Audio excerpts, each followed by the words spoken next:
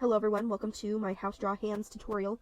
I have done a hand tutorial in the past, and I still pretty much stand by everything that I said in that video, so if you want to go watch it, go ahead and click the little linky thing up in the corner. However, I'm going to go deeper into the content that I talked about there. I really focused on how shape can help you with hands. Having a strong guideline can really help make a good hand drawing. So, today I have these reference photos that I found on Google, on the internet, and I'm going to go over 3 of them, specifically this one, this hand, and that hand. And I'm going to just talk about the shapes that we find in these hands, and little things that we can take note of to maybe help us in the future. So let's start here. Number 1, every time I draw a hand from the side, I'm starting with this kind of trapezoid box. The reason that it's a trapezoid and not a rectangle, your wrist is going to be thicker than your fingers, obviously, right? So that's why we want the part by the fingers to be smaller than the part by the wrist. So then we also indicate, I like to indicate little lines, not a full shape, but just to give me a sense of what the perspective is for this little box. I always use triangles at the base of the thumb, and the reason for this is that's the shape I see. Technically, here, we could also see an oval, right? That oval lines up as well, and arguably, maybe more so. But the relationship between this box and the oval does not really click in my mind, so that's why I use a triangle. I can see the triangle, right? There's the base. That gives me a sense of how stretched out the finger is, or specifically the thumb is. And that's why I use the triangle. Now, obviously, our triangle can go a little bit further out because the knuckle is right there, and I like to try and make the point of the triangle the knuckle. I want that to line up, that side, to line up with the knuckle. So that's my new line. Then, I'm seeing another rectangle, trapezoid type shape for that next segment of the thumb. And then there's the cap. I always cap off the thumb with a little bit of a curve, unless the thumb is literally like straight, like facing straight at you. And in that case, we do that same trapezoid, but also that, because that kind of seems like that's how my thumb looks to me. I mean, my thumb looks better than that, but that's the concept. Anyway, let's move on to the finger. I do not care to make my fingers perfect at the start. I just want a box shape to indicate the direction and the bend of the finger. I used to try and make it like a perfect little round at the top. I don't do that anymore. I wait for the line art to do that. I wait for my second sketch. Oftentimes I do a second sketch. I sketch and then I sketch on top of the sketch and then I do line art. And so I just do a box to give me a sense of the movement. Then as we see here, we have our other fingers. And we just move them in. And there you go. There you have a hand. And obviously it might look better if we have the pen indicating what they're holding. But that's essentially the shape that I saw in that hand. So that's hand number 1. Let's take a look at this one right here. So before, the first hand we looked at was obviously like a very side view of the hand. This one is more of a front and back view, I guess. I just don't know whether the palm is the front of the hand, or I guess the back. That is the back of the hand. So it's a back view of the hand. This one's pretty easy, and it kind of falls in line with what my other tutorial was talking about. These are the shapes that the other tutorial goes over, so I'm going to go over these briefly. Your palm, or the base of the hand, is a square-ish shape. It doesn't, like, obviously it's not perfect square, so it's more of a trapezoid technically.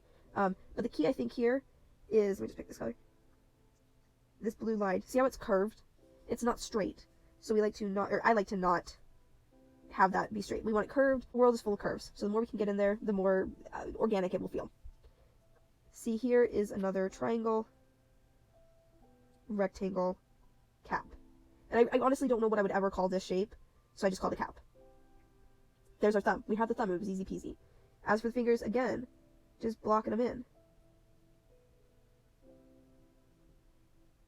That's how easy that was. Now, a little hint type note, I guess, for me to give to you is oftentimes 2 of the fingers on your hand will kind of group together. Not because they're now one object, but because they decided that they should be moving in a similar manner and moving close together. So here we see that our pinky, I don't like the color that I picked, let's do pink. This pinky is its own group. The index finger was also its own group. It was doing its own thing. The middle and the index finger moved very close together, so they're one group. So if I were to try and indicate that, it'd be pinky, finger, And see if I just do my thing again, we can get pretty close to the same thing. Obviously, it's a little bit different. I think I spread my thumb out a little bit too far, but the point is still there. See how they're grouped? The grouped fingers are pretty spot on there. Grouping your fingers together can be a lot of help. Like, for example, if I want to do, there's my index.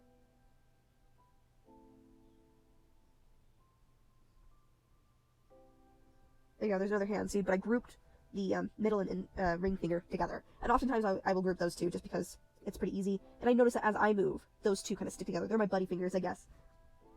So that's just a little side note. Grouping fingers can be a nice way to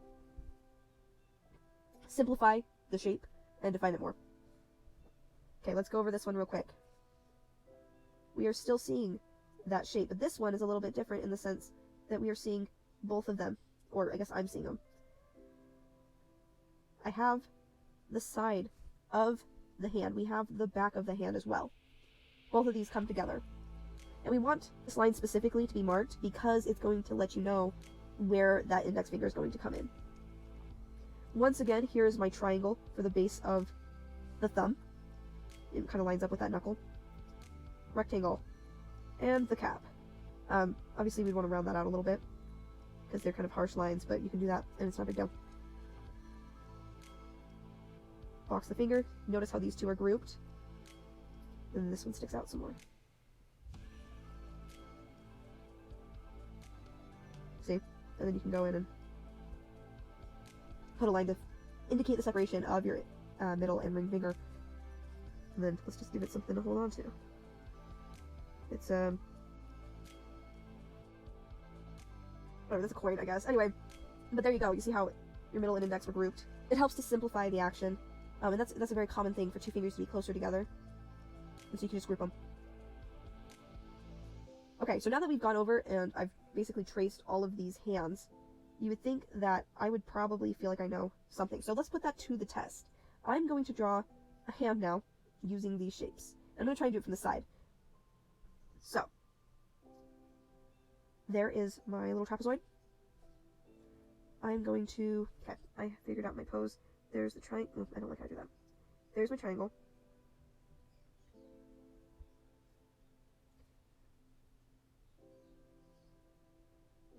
Okay, there's my thumb. I feel very good about that.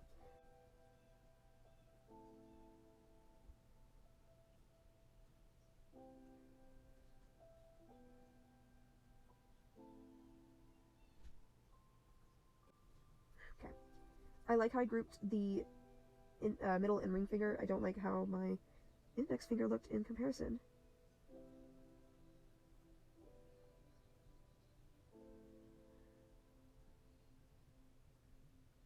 So there you go, there's a hand. If I erase kind of the lines. There you go, that's a hand. It's a rough hand, but I can go in and give it a little bit more love and time, and it'll look a little bit better because it won't be as rough. But that was completely freehand using those shapes that we indicated in as we traced out the different poses. Thank you guys so much for watching. I do hope that this brought new information to light for you, and that it will help you feel better about your art in the future. Thank you for watching. Have a good day. See you next time. Be sure to like, comment, and subscribe to make sure that you're not missing any of the crazy things we get up to. And hit that bell so that you're double sure you don't miss anything. Thanks for watching. Bye-bye!